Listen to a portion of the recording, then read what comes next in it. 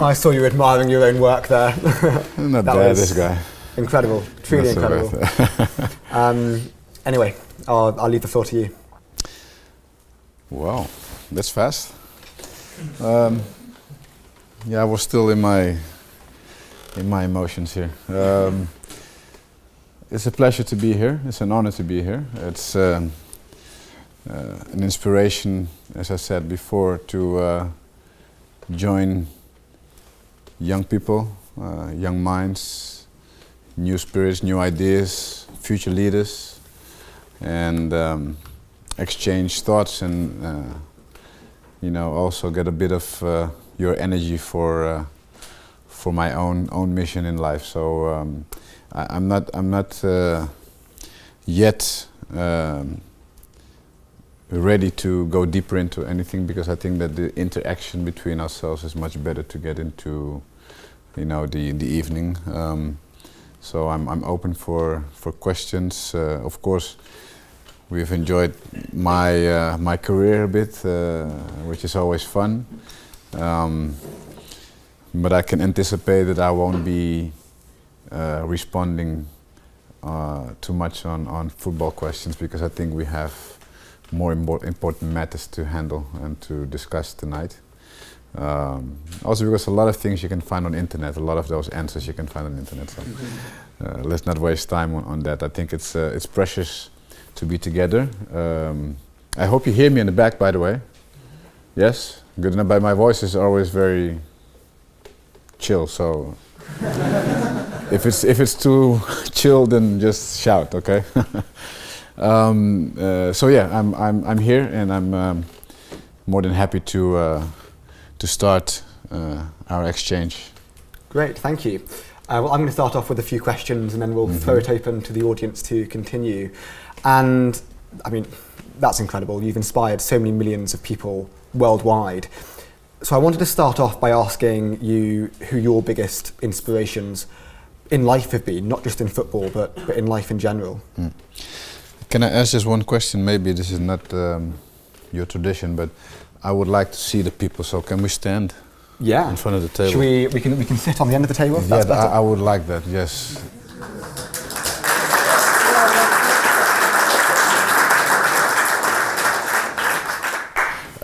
So you can ask the question again. So I wanted to ask who your greatest inspirations have been, both in football and in life more generally. Yeah, let's say I've been very lucky to have both my parents still alive, and they've been together during my whole, let's say, youth, and they've played, of course, a major role in my development as a person in my younger years. So for sure, knowing that many don't have that opportunity for one or another reason, I really, give great value to that. So my father for sure has been my first and greatest idol, I would say, and inspiration. Then I started understanding life a little bit better. There were some events when I was really young in Africa about the young kids that actually were dying from hunger and in Ethiopia. And I was 7 or 10 years around that time, and actually that was the moment that I understood what my life mission was. So I said I'm very fortunate and lucky. I understood I wanted to give back. I wanted to give back to the younger people. I wanted to give back to and help create a better world, because for me that was just not acceptable. Of course you grow, and I was thinking about building this huge house in Europe and bringing all these kids to Europe, thought of a 10-year-old. Later I understood that was a bit difficult, so I had to do it through other routes, and then the story of Nelson Mandela came about, and he has been the greatest inspiration in my life, besides my parents, as I said. His story and the story of all those with him have given me the strength and the conviction and the will to really consider that as my life mission to, add for a better world and to make a contribution for a better world. I was honored to receive a request from Nelson Mandela to become one of the 5 legacy champions of his foundation, to spread his message and to continue spreading his message around with Bill Clinton and Mr. Rockefeller, with other 2 African people, which was a huge honor and also great responsibility, but it was more than a responsibility, like a certificate from, okay, now you can go and do your thing, using my position, using football to spread the message of peace, to spread the message of education, the importance of, diversity and so on and so on. So that he was and is the man. Do you see that as your primary role now? It's not as a former footballer or as a former manager. It's to go and spread the legacy of someone like Nelson Mandela. Well, no, it's how we use what we do to spread the message constantly. It's not that my coaching career has has been interrupted for a while, but soon will start again. And it's how do you do, you just read it, what I wrote in the book, and it's about when you wake up, why do you wake up? What do you do that day? What is the reason of my existence? And when I ask the question before, how many of you know what you want to do later when you're in 10 years or so? Can you raise your hand? How many of you know what you want to do? Who you want to become? What you want to become? I know. Who knows? So, and who is not so sure? Okay, well this is exactly, and which is not a good or a bad thing, this is just reality. This is what I see a lot around the world, and it's completely normal, and we should just go with the journey. As I said, I've been fortunate to know clearly what I want and how I want to achieve things, and I've been given talent to play football. I've developed my talent, and I've used already my position as a player to make the difference where I could. As a coach, I want to do the same. I think that we just spoke with Adel Tarab by phone, and he is a huge idol for many Moroccan people. And can you imagine if he can become that player that he has in himself, what he could mean for the whole of Morocco, for the kids, the inspiration. That is why I was inspired to make sure that Adel could become a better player and a better person.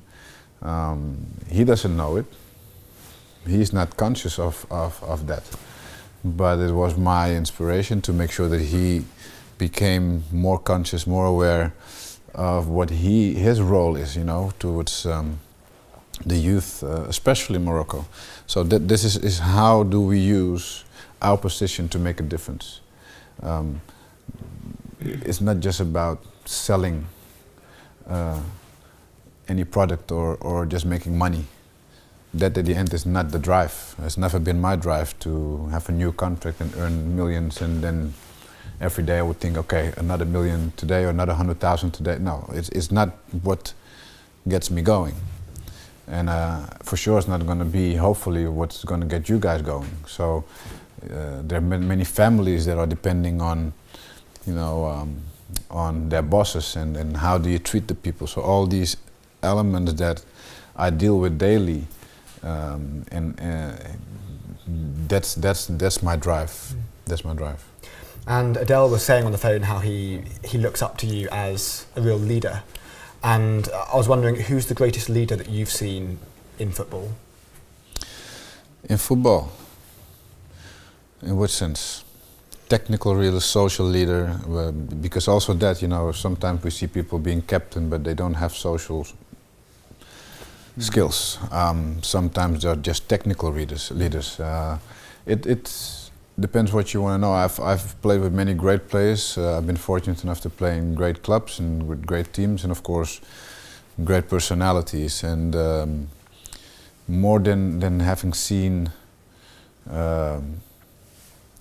great individual leaders, I've seen great human beings who understood what it meant to be playing for a team, and who were capable of putting aside their own ego, because you can imagine that in Real Madrid and AC Milan, of Ajax, everywhere I've played, all have an own agenda, rightfully so. But to be able to win, you need to put aside your own agenda. There's no discussion about that, because there will be moments where you can fight for your own agenda, which is the moment you're going to discuss your contract. That's when you try to get the best for yourself. But once that's done, it's all about the team. And just to give an example of Paolo Maldini, who everybody of course would know, has played 25 years in AC Milan, and the relationship that we have today is even better than when we were playing together.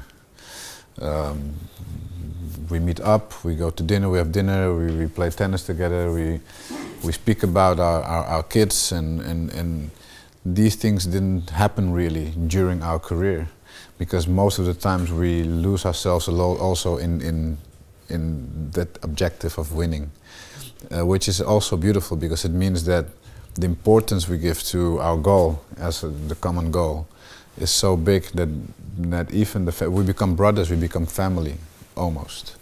3/4 of the year we're together, we're more together with the team than with our own families, and that's why I say that it's so important to have that focus on the group. That has been the biggest leadership that I've seen with all the champions that I've played with. The capacity of really focusing on a group.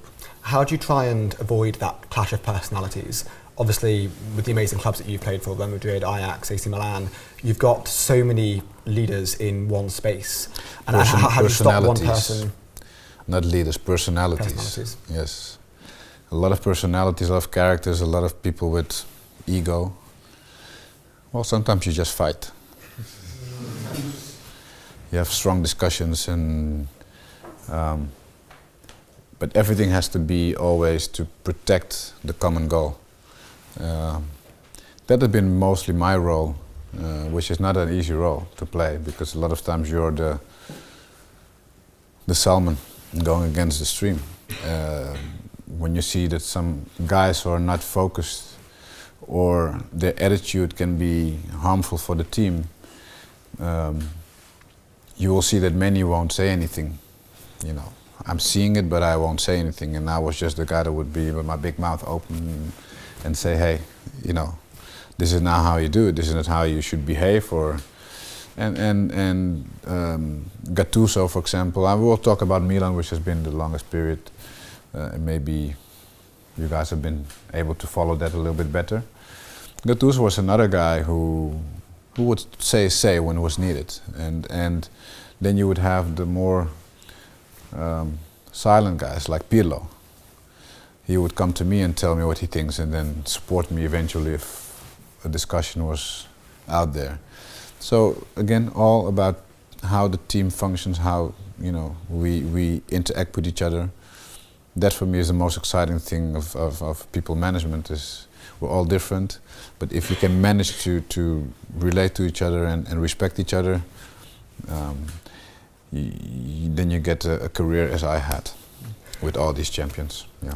And many would say that's exactly how Leicester have done so amazingly, winning the Premier League. It's all those individuals pulling together as a team in one kind of common effort.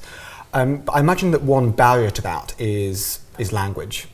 In lots of the teams you've played for, you've got lots of people who don't necessarily speak the same language. And how do you overcome that barrier? Well, it's not a barrier, it's an opportunity. It's a way of how you. It's how you see it. As I said, diversity is such powerful tool if you wanna, if you look at it the right way. If you see it as a barrier, then it can become an issue eventually.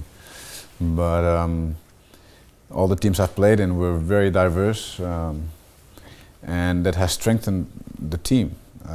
Also because the language was the ball, not the verbal language, but the common language, which was the ball, and we understood that. And from there, you start having respect for each other, and from there, you start having also compassion and understanding, and things grow out. And when difficult moments arise, then depending on the type of culture one have, they can make a contribution in a way that maybe, just to give an example, Italians have a certain way of approaching the games very seriously.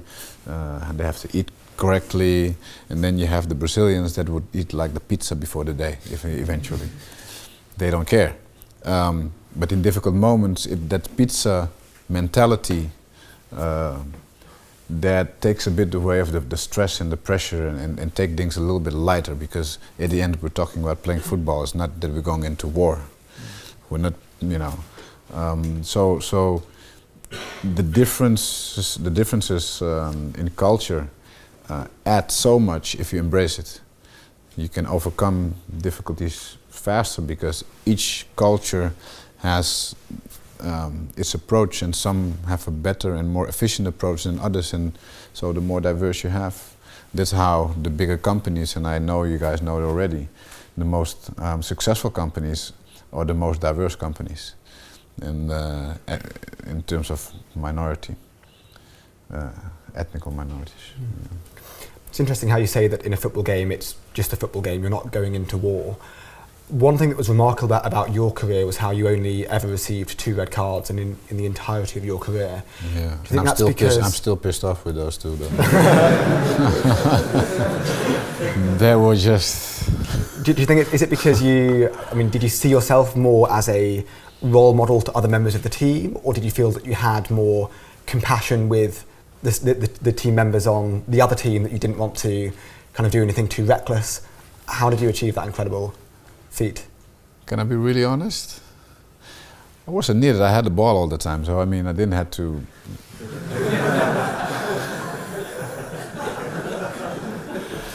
No, was a joke. No, I got these 2 red cards, by the way. They were really for free. The one in Brazil, the referee wanted, I was subbed, or actually I need to go off the field, and so was the number 10 come out. So I wanted to cross the field, which we all do in Europe, to go where the guy comes in. Just completely normal for me, culture. And all of a sudden the referee says I had to go out on the other way, and then walk around the field and go back. So I didn't understand it, I said, but what are you talking about? So I just started running, and he called me back and gave me first yellow card.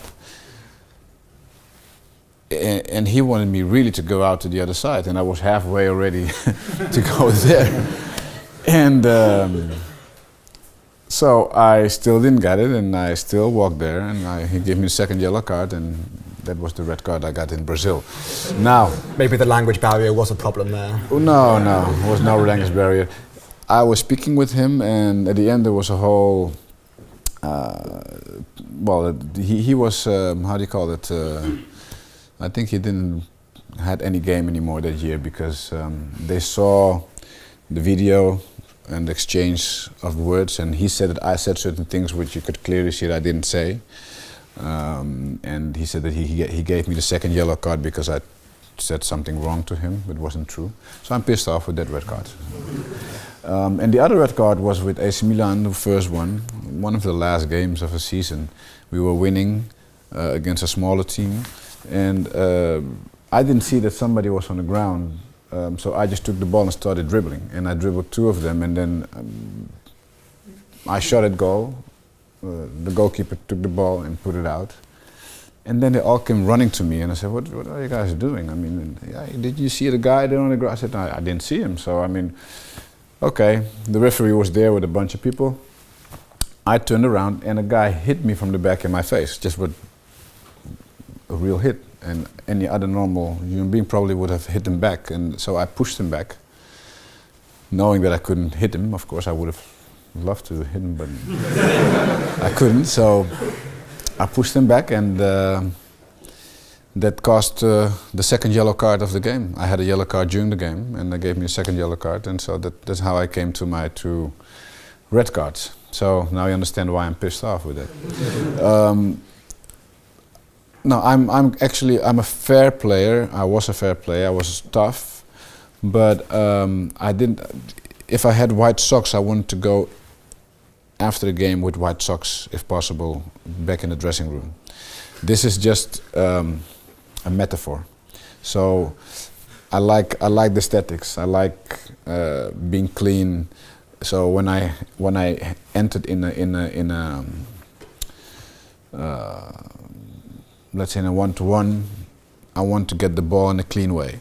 It's a mentality. So I wasn't looking for the legs. I wasn't looking for nothing else than the ball. Thinking like that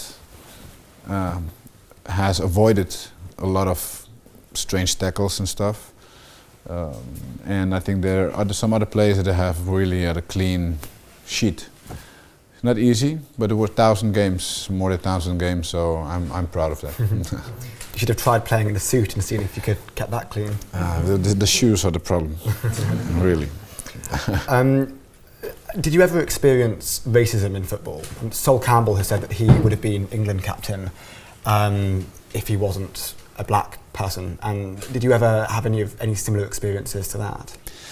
I probably had a very similar experience. I probably think he's right, but it's not a football issue. That's the part I don't agree about. I mean, it's society still is full of prejudice and racism and discrimination. You know, the minorities are still suffering everywhere in the world, unfortunately, and it's up to us to make, to change that. I think football can make a huge contribution to changing the perception of diversity and giving a voice to the minorities. And because it's in your face in football, it's all diverse, and it could be really a great example for how we can live together and how we can achieve things together using the sports. But then we talk about communication, so it needs to be communicated better. And my activity, for example, with UEFA as a global ambassador for diversity and change, is focused on that. It's focused on the message we spread, focused on how we can use football to tackle social issues and racism. One of the things, I don't know who's interested in communication. Is somebody here studying communication in general? No? Okay, then we can skip that part, okay. Anyway, I think it's important, as we all watch television and have an impression of what we see. We all have an opinion of what we see. And if I look at the NBA, then I see a lot of positive role models. I see a lot of positive social initiatives by the NBA. I see quality. I see a very nice product. I see inspirational moments. I see awareness that gives something back to the fans, to the people on the street. When I see football, then we have, until a few months ago, talked about all the corruption that goes on. We talk about, players that can still try to cheat and get away with it in the field. We can get all kinds of behaviors on and off the field, which is not coherent with the sport values. But this is what we're communicating. Because let's say that, especially on the field, I would say more than 90% of the things are positive. The exchange between one player and another and the opponent are positive. They're shaking hands but the people who are behind and who are, with the cameras and everything, they need to be more aware of what they show. And I think that probably FIFA, UEFA, all the governing bodies should step up and make, let's say, make some changes in that and make sure that the message that is sent is a more positive one, is more transparent and and with the values that sport, embraces. Thank you. Before my posture gets even worse sitting here on this table, we're going to open up to questions from the audience. And let's start, please, with the question from the gentleman in the aisle. What do you think are the biggest challenges facing young Africans nowadays? And do you think football can help alleviate or just solve some of them? And you talk about all Africa? Yes. The whole of Africa. Africa has an incredible potential for sure, but the problems are bigger than football. Again, also there, I think football can help, can give the young an opportunity to stay off the streets. We all know that sports in the development of the early ages of a kid is fundamental for their psychological and mental development, and that's where I think that football and sports in general can make a great contribution. So creating sport facilities, creating sport activities, education, life skills programs, which can definitely be a life changer for them. So the NGOs and the organizations, the institutions of football and other sports should invest more in that to contrast a little bit what the political situations generally complicate for these youngsters. Yeah. Thank you. Can we go please to the question just next to you, Kriti? Yeah. Sorry. Thank you very much for coming first. One of my first memories of football really was the 2005 final in Istanbul. And I was just wondering, what was the atmosphere in the Milan dressing room at half-time? And would you say the second half was down to Liverpool's genius or Milan's complacency? Yeah, are we going to concede the football question? We're going to concede the football question. Maybe one or two. And he picked exactly that moment. He is a guy with courage, I'm sure. We were super focused, and we entered the second half creating chances. I think the goalkeeper made a save on the line like after 5 minutes in the second half to make the 4-0. And after that, I think it was just destiny. It was Liverpool's time. We played one of the best finals ever seen in the last 20 years. Had to be like that. In 6 minutes, 3 goals in the final. I mean, what to say? Thank you. Let's go to the question right at the back on my left-hand side. I was wondering, you're talking about your future. I was wondering what it is that you want to do with the rest of your life goal. You talked about like making the world a better place, but what's the future? What's the vision that you do for that? Okay. Well, the vision is to use all of my interests and activities to make a contribution, directly or indirectly. I have business interests in sports, and also personally as a philanthropist, going around the world making my contributions with my foundation or other foundations. So that's my guideline, but I cannot see the future, so I don't know what's coming. The only thing I can do is try to recognize the signals, try to recognize what's coming on my path, and try to grab those situations that I think can add to what I want to achieve. And again, it's not about me. It's about me as a tool with all the people around me that want the same, trying to make a difference. I don't know even where I'm going to be coaching next year, so to give you an understanding, it may be here in England, it can be in Russia, maybe in China, I don't know. But for sure, the way I'm going to be coaching is with a certain philosophy, and for sure changing some of the elements that we spoke about before. Thank you. Let's go to the question on the other side at the back. Hi, thank you for your talk. Just a question, I guess, which links some of the themes in the talk. And you talk about, say, your future in coaching. There's a dearth of sort of ethnic minority managers in British football. So I was just wondering if you could talk perhaps a bit about the Dutch football system and the way it encourages, say, former players to come through into management, and perhaps how you'd suggest we may tackle this problem in Britain.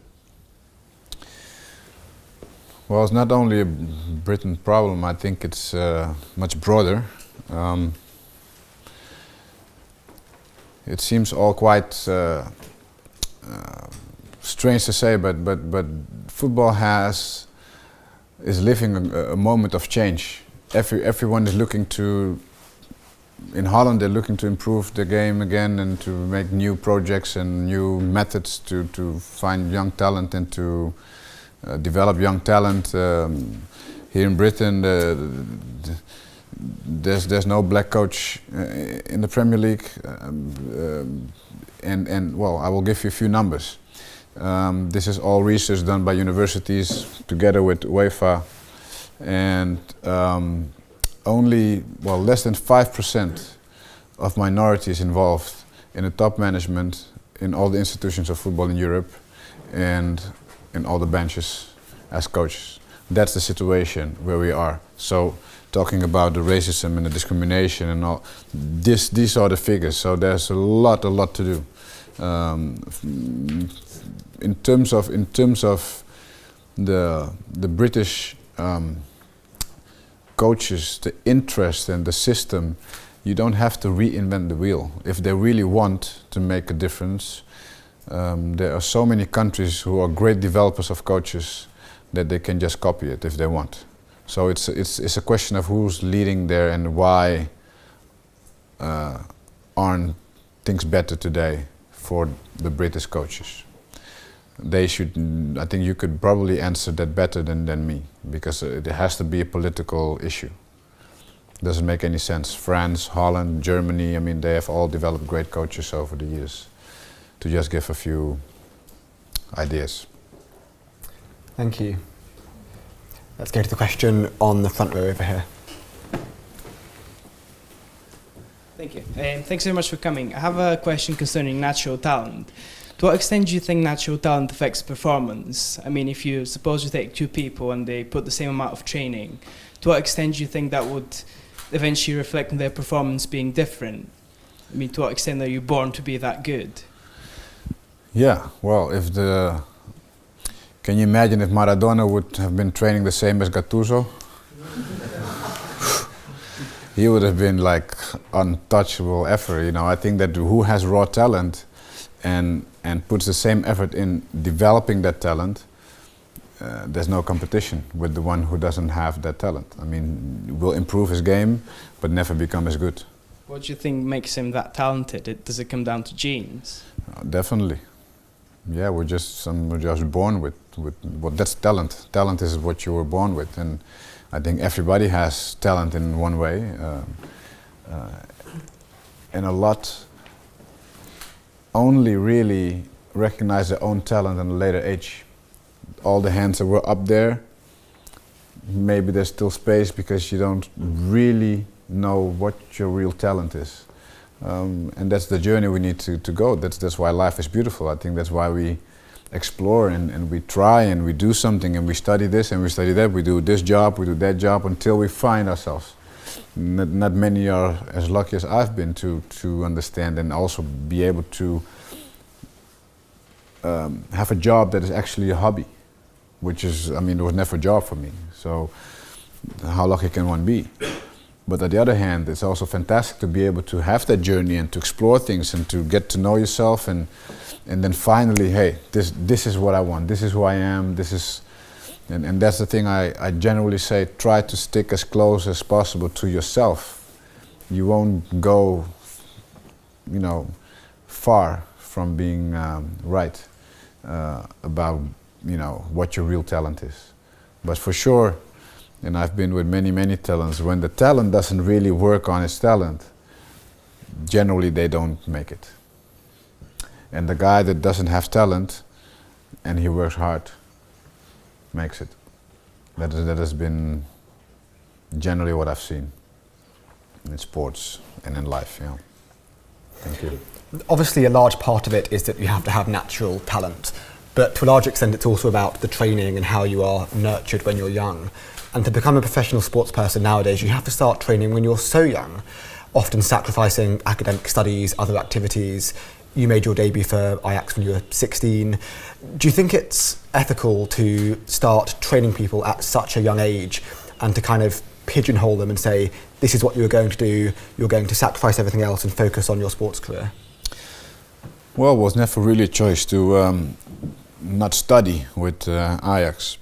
Actually, if you didn't study well, you weren't playing. So I think they can go hand in hand. I think the American system is a perfect example of how sports can be completely integrated into the school system and educational system. Is the will. Where you're right is that once the young players reach the first team and they have the contract, that's where I think things should change. I made a proposal to oblige all the clubs to continue at least for 3 years the courses for the players, for the talents. They should not stop studying. And I think that if you, because we have a lot of time, you know, who asked me about the PlayStation? Was it you? Probably. Yeah.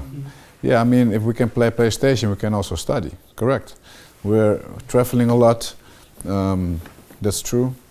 Physically, it's not easy because when you're exhausted physically, it's hard to then also be studying with your books. We all know that, but on the other hand, we can still find our time. And nobody told me to continue study, so I didn't. But then 10 years later, I actually wanted to study again. I started my courses again. But this was because of myself, because of some people that inspired me to do so again. But I think that the systems should oblige the clubs to continue support and ask from those young talents to continue studying in something they like. Just the fact of being with the books and being in that chair gives another perspective also to life and another understanding.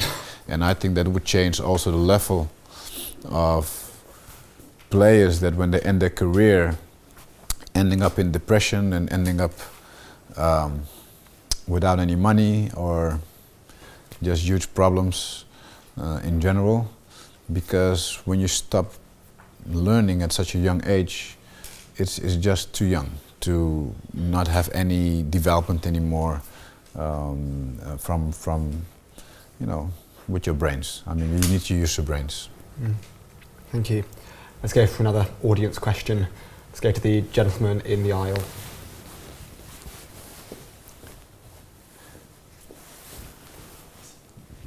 Thanks for your talk so far. Just wondering, like, you seem very selfless in your outlook, whereas a lot of professional sports people are notoriously egoistic. You've talked about your life mission being to improve the lives of others. How much do you think that all of us should look out for ourselves, and how much do you think that should actually be kind of subsumed within a greater goal for doing good for others? Or do you think, which do you think should come first, or do you think one can work for the other? Yeah, this is a great philosophy. I mean, I think each of you guys have developed a philosophy until now. I believe that you need to take care of yourself first, because how can you take care of others if you don't take care of yourself? How can you love others if you don't love yourself? How can you understand others if you don't understand yourself? If it's the other way around, it means there's something eventually, I reckon, is missing within yourself, because it means that you are, and many people do that. I've always said, I need to be okay so I can give.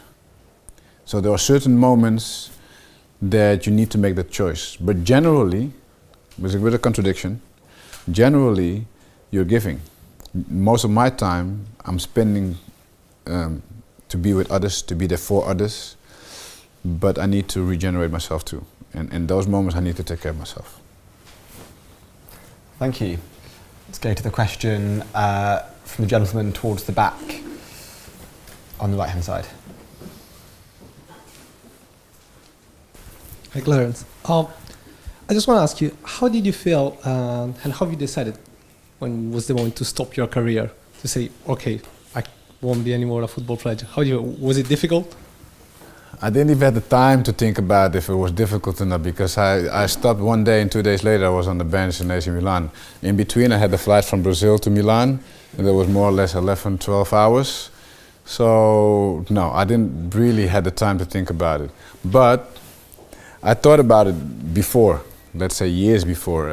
I expressed before how many players actually end up their career and then get into depression because they've never thought about. It's completely different. My life today, I've been messed up for a year because I didn't have no schedule, nothing, nobody telling me that I had to train, when to eat, when to go to. Okay, so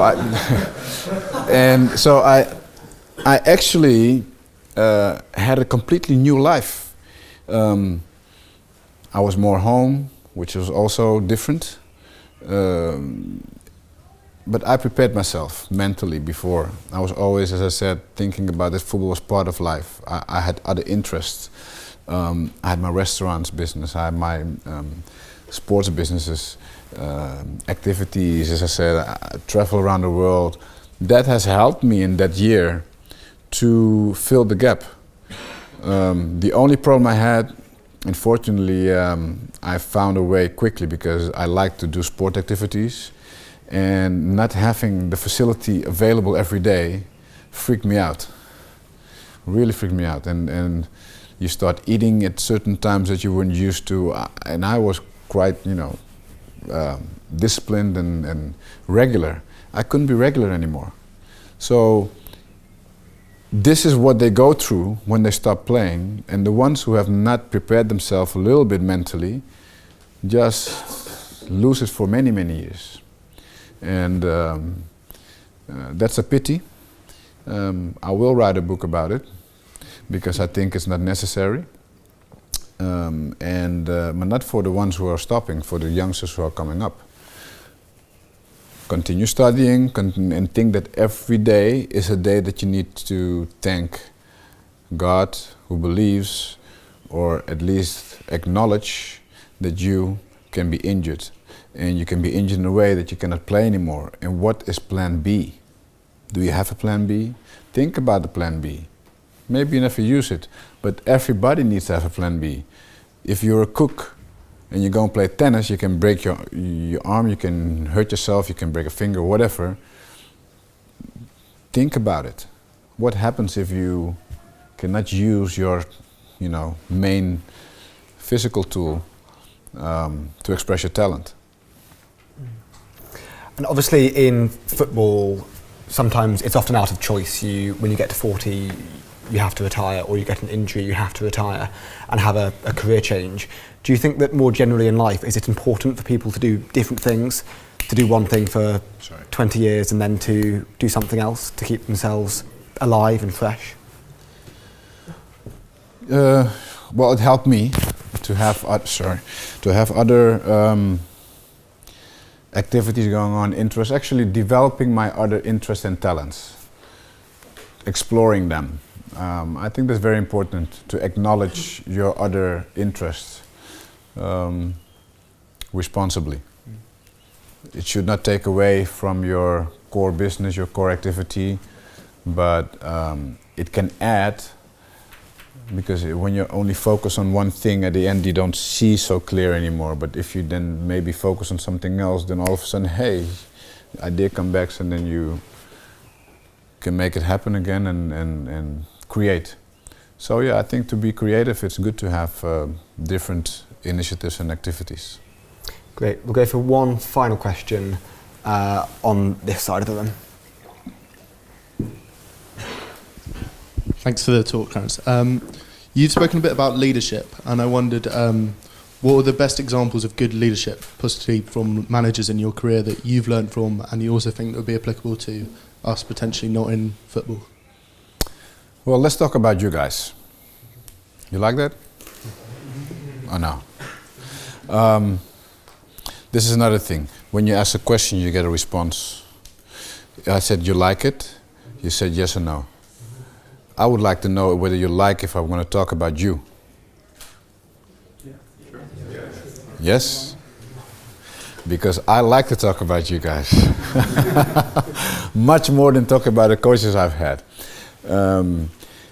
Because it's about you guys. You are the future leaders of tomorrow. You will make a difference eventually, how you treat your colleague, how you treat your employee. How are you going to do that? Are you going to be the bitchy boss, or are you going to be a gentle boss? Are you going to be an inspiring boss? Are you going to be somebody who empowers others? Because at the end, everything that we produce comes back to being a human being. And they will make the difference. And I think that this is the leadership that I'm talking, this is the leadership I talk about. Do you empower people, or do you work on fear? Do I encourage people to be creative, or do I kill their creativity because I want to control everything? Do I delegate, or always come and check everything? These are the choices that you should be thinking about your philosophy. How are you going to be what you're going to be? And how are you going to act with other people? Because of people. It doesn't matter whether you're their boss or whether you have a boss who is that bitchy boss. Challenge him or her. Don't accept that, because it takes away from yourself. And I've always done it. It's not always been easy, not always been accepted. I've done it with respect. You can challenge your boss with respect. You can challenge authority with respect, because you have self-respect. And leadership is for me fundamentally respecting others and being there for the others, taking care of their needs. They know they can count on you, you know, and then you are individuals, everyone in a different way, so you cannot just generalize it, but follow a certain path that is a positive one, that's an empowering one to others. Thank you. I'm afraid that's all we have time for this evening. Could you please all join me in thanking once again Clarence Seedorf.